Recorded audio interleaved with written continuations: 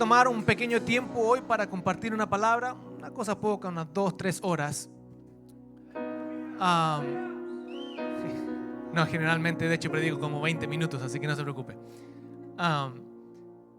Pero quiero compartir algo que me ha estado dando vueltas en la cabeza. He estado estudiando estos versículos y quiero que usted encuentre dos versículos. Uno es muy difícil de encontrar y el otro no tanto. El más difícil de encontrar es Génesis 1:1.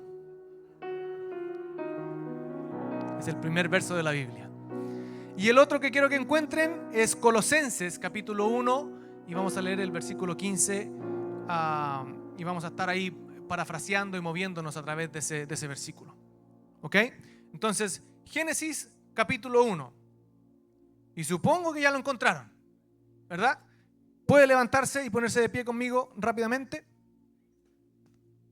Y vamos a leer el versículo 1 de Génesis, el comienzo de la historia bíblica. Dice la palabra del Señor: en el principio Dios creó los cielos y la tierra. Amén. En el principio Dios creó los cielos y la tierra. Y el segundo o los segundos versículos que vamos a leer en Colosenses capítulo 1, versículos 15 al 23. Y ese va a ser un poquito más largo y le voy a dar un poquitito de tiempo. Les doy un poquito de información acerca del libro de Colosenses. Colosenses es una iglesia que nació a través de la predicación, el evangelismo de Pablo. Pablo, el que fue Saulo, que estaba persiguiendo a los cristianos, se convierte al evangelio. Jesús lo confronta, le dice: ¿por qué me persigues? Él se convierte al Señor a través de un proceso y comienza a predicar la palabra.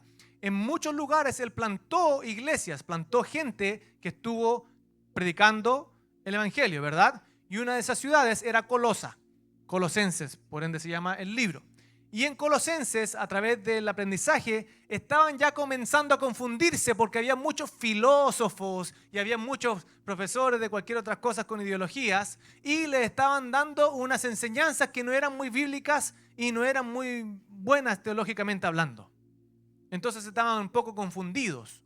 Y Pablo les escribe, y podemos leer en el capítulo 1 de Colosenses, versículo 15, dice: Él, Jesús, es la imagen del Dios invisible, el primogénito sobre toda creación, porque por medio de Él fueron creadas todas las cosas, en el cielo y la tierra, visibles e invisibles. Sean tronos, poderes, principados o autoridades, todo ha sido creado por medio de Él, de Jesús, y para Él. Él es el anterior a todas las cosas, que por medio de Él forman todo un coherente, todo se une.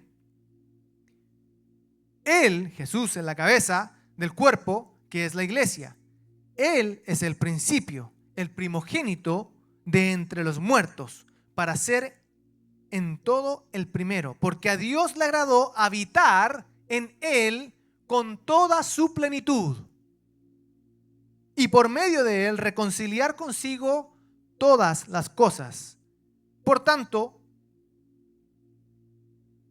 tanto las de la tierra como las del cielo, haciendo la paz mediante la sangre que derramó en la cruz. Y vamos a saltarnos un poquito al verso 22 y después leer el 22 y el 23. Dice así: pero ahora Dios, a fin de presentarlos santos, intachables e irreprensibles delante de Él, los ha reconciliado en el cuerpo mortal de Cristo mediante su muerte, con tal de que se mantengan firmes. ¿Que se mantengan qué cosa? Firmes. ¿Y en qué se mantengan firmes? En la fe.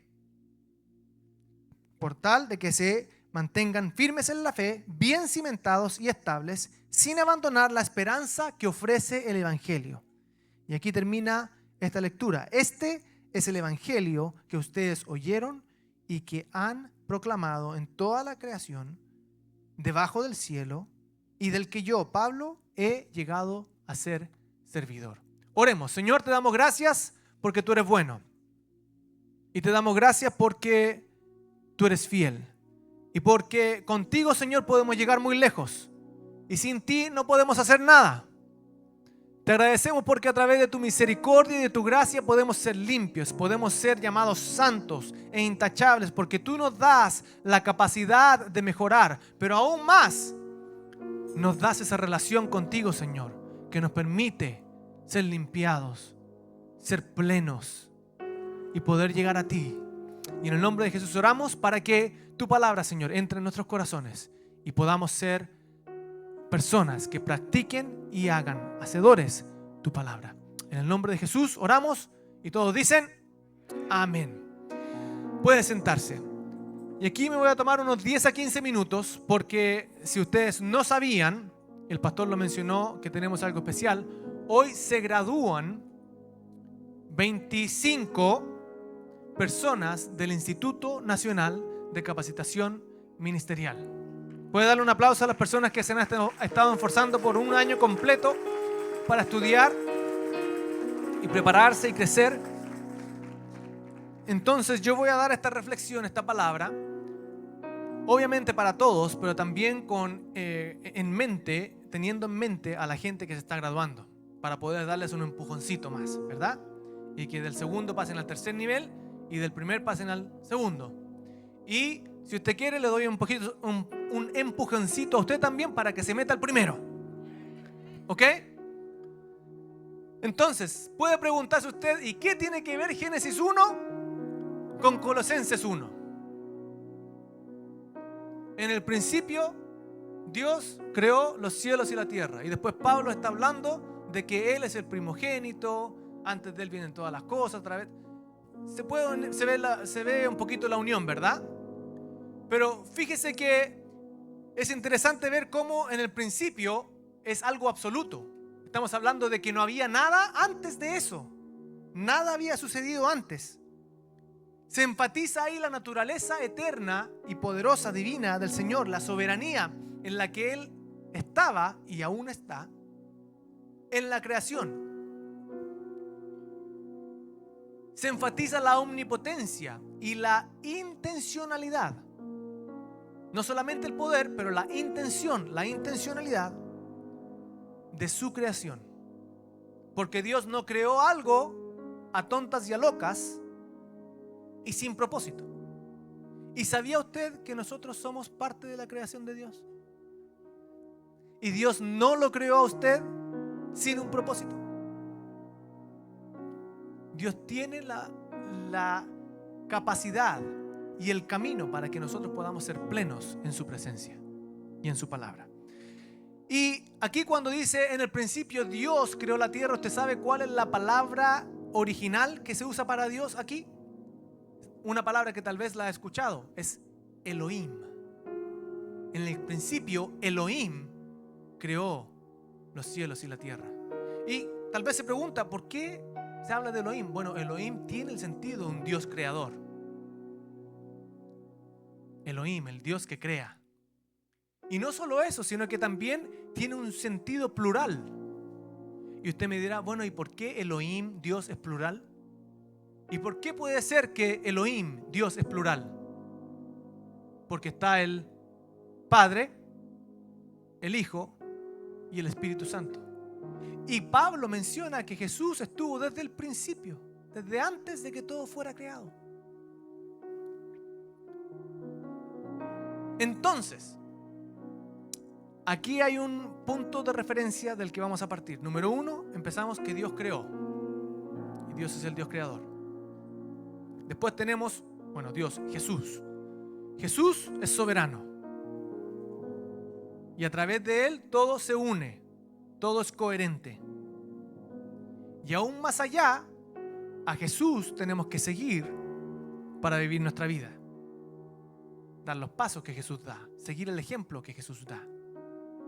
Y es algo importante saber cómo se creó o cuál fue la creación. ¿Por qué? Porque hoy en día la gente tiene un sentido de pérdida, pero de que están perdidos. No es que están perdiendo cosas, sino que están perdidos.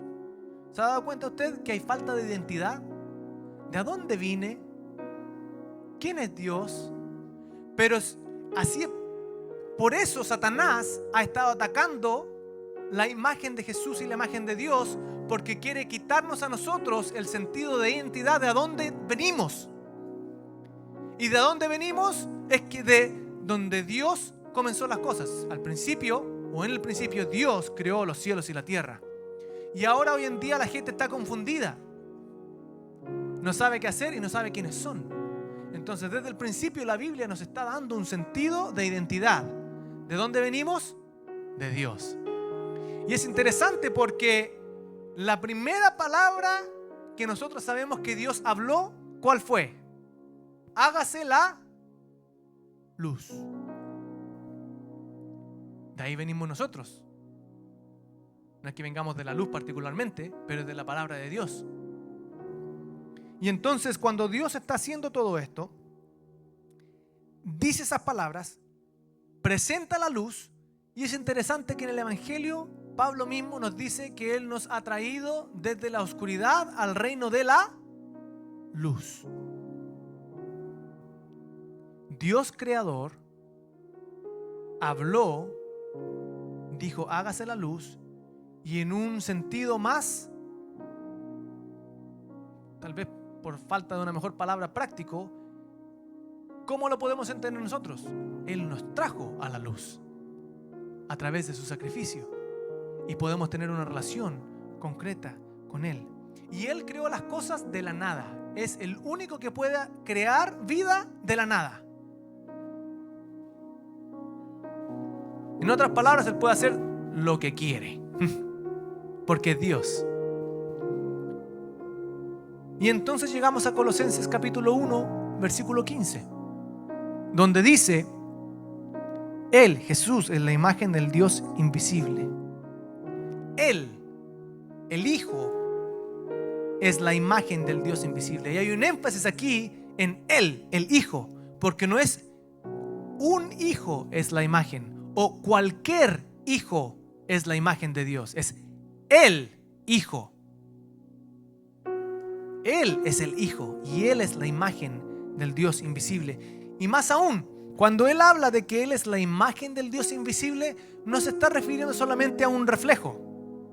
Porque ¿cuántos pueden verse en el espejo y es un reflejo? ¿Verdad? Supongo que todos nos hemos visto en un espejo. Mejor no digo el chiste. Pero algunos se ven mejor que otros, personalmente, como ustedes lo tomen.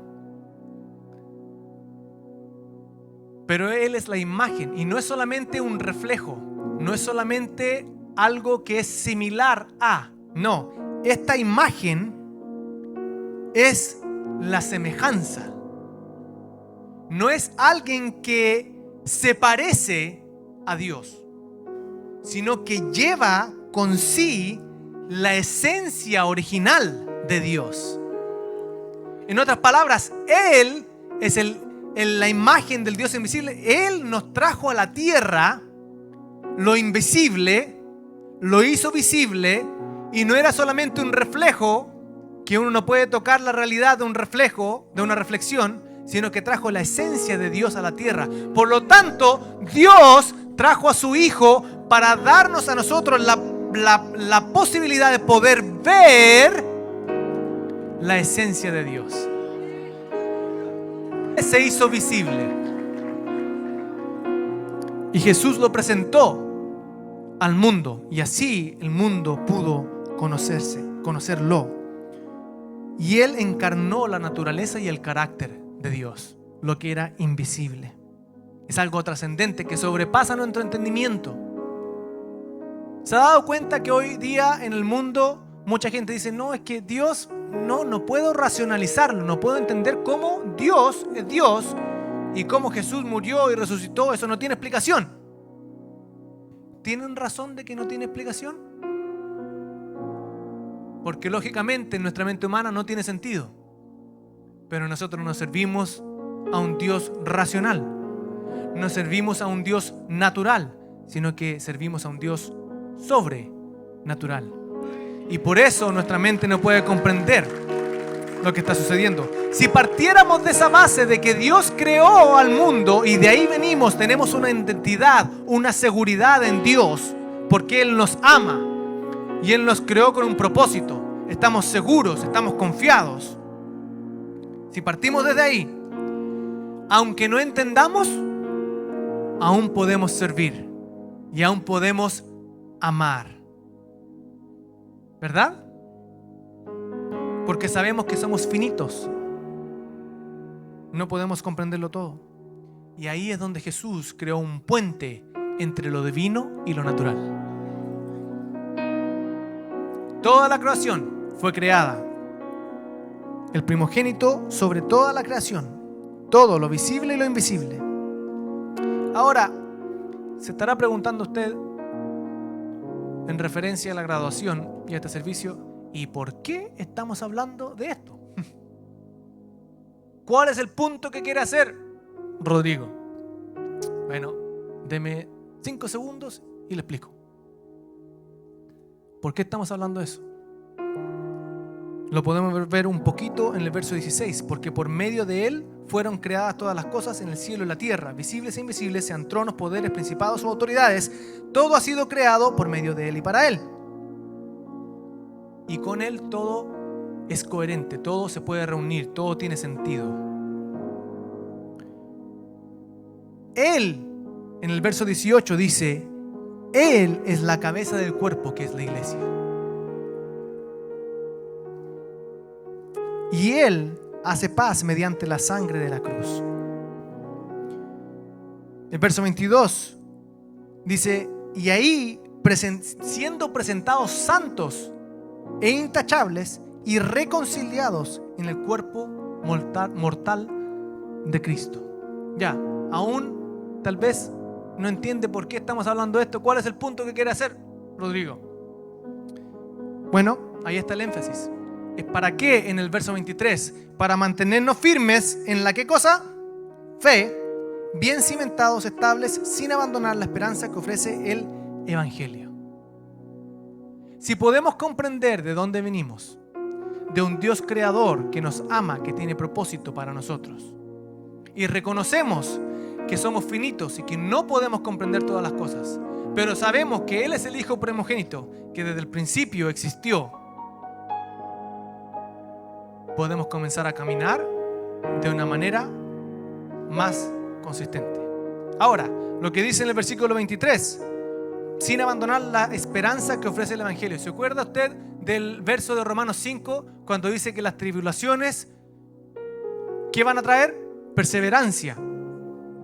Hay otra palabra también que se usa en otra versión, pero también la perseverancia trae entereza de carácter, y la entereza de carácter trae esperanza. ¿Y qué dice Pablo ahí en Romanos capítulo 5? Y dice, y en ella, en esa esperanza, no nos defrauda.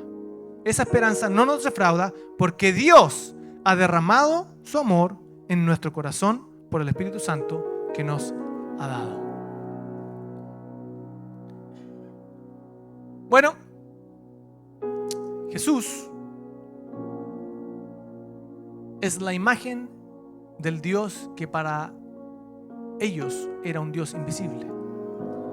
Bueno, pero ¿qué nos ha llamado a nosotros a ser Jesús?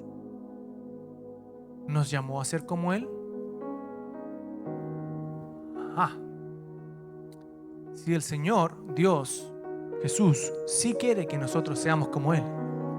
No que seamos divinos, porque no podemos ser divinos, no podemos ser Dios. Pero sí podemos ser como Él en el sentido de que actuemos como Él, hablemos como Él, nos relacionemos el uno con el otro como Él se relacionaría con el uno con el otro. ¿Qué dice Pablo? Dice, sed imitadores de mí como yo soy de... De hecho, en Primera de Juan, capítulo 2, creo que versículo 6, dice, el que afirma que permanece en Él, entonces debe vivir como Él vivió. Entonces si nosotros decimos que somos cristianos y que seguimos a Cristo, entonces ¿cómo debemos vivir? Como Jesús.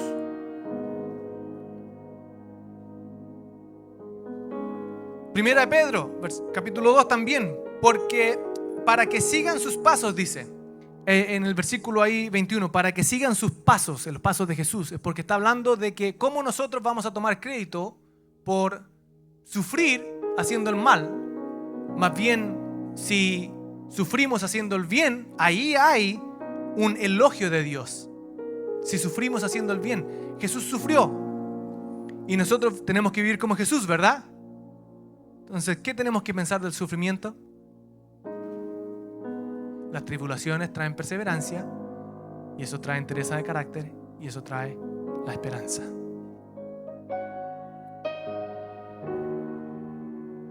Y de ahí llegamos a un versículo en el cual podemos repetir, porque el pastor lo mencionó. Juan capítulo 15. Jesús dice: yo soy la vid y mi Padre es el labrador. Permanezcan en mí, así como yo permanezco en ustedes. Y les voy a leer los siguientes versículos. Dice el versículo 2. Dice: todo pámpano que en mí no lleva fruto, lo quitará. Y todo aquel que lleva fruto, Juan capítulo 15, versículo 2 ahora, lo limpiará para que lleve más fruto. Ya vosotros estáis limpios por la palabra que les he dado o he hablado. Permaneced en mí y yo en vosotros, como el pámpano que no puede llevar fruto por sí mismo si no permanece en la vid. Y así tampoco vosotros si no permanecéis en mí. Yo soy la vid, vosotros los pámpanos. El que permanece en mí y yo en él, este lleva mucho fruto, porque separados de mí nada podéis hacer. Verso 7. Si permanecéis en mí y mis palabras permanecen en vosotros, pedid todo lo que queráis y os será hecho. Y en esto es glorificado mi Padre, en que llevéis mucho fruto y seáis así mis discípulos.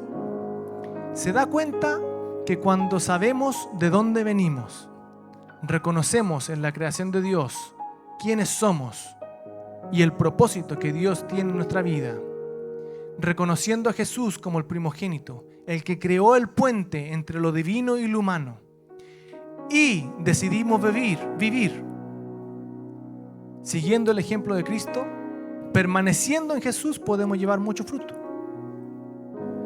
¿Y qué es lo que vamos a lograr con eso? Ser la imagen de Dios. ¿En dónde? ¿En la iglesia? Sí. Pero ¿en dónde es más importante ser la imagen de Dios? ¿En la escuela? ¿En el trabajo? ¿En el vecindario? Y ahí es donde le quiero hablar a los graduados. Ustedes han pasado un año aprendiendo y tal vez sufriendo un poquitito, ¿verdad? Pasando tiempo leyendo los libros, estando en las clases. Tomen eso como base. Conocer a Cristo y ser la imagen de Dios en sus clases, en sus vecindarios, en su trabajo. Y así, ¿qué va a suceder? No solamente usted va a poder llegar a la esperanza en el Evangelio, sino que otros van a poder llegar a la esperanza en el Evangelio. ¿Cuántos quieren que el mundo sepa de Cristo? Seamos la imagen de Dios. Seamos la imagen de Dios cuando nos cuesta, cuando estemos sufriendo, cuando estemos contentos, cuando estemos gozosos. Conozcamos y estemos seguros en la identidad que Dios nos ha dado y el propósito, porque Él tiene un propósito para su vida.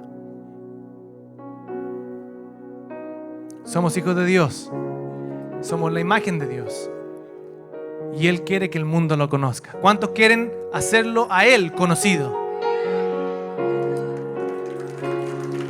Dios es bueno, Dios es bueno.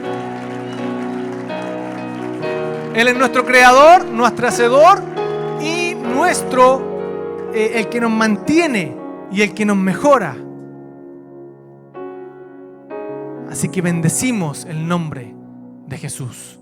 ¿Qué es lo que van a hacer entonces? Vamos a hacer la imagen de Dios a un mundo que no lo conoce. ¿Están contentos?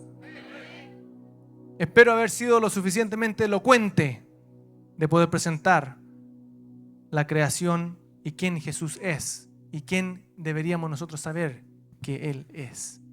Quiero invitar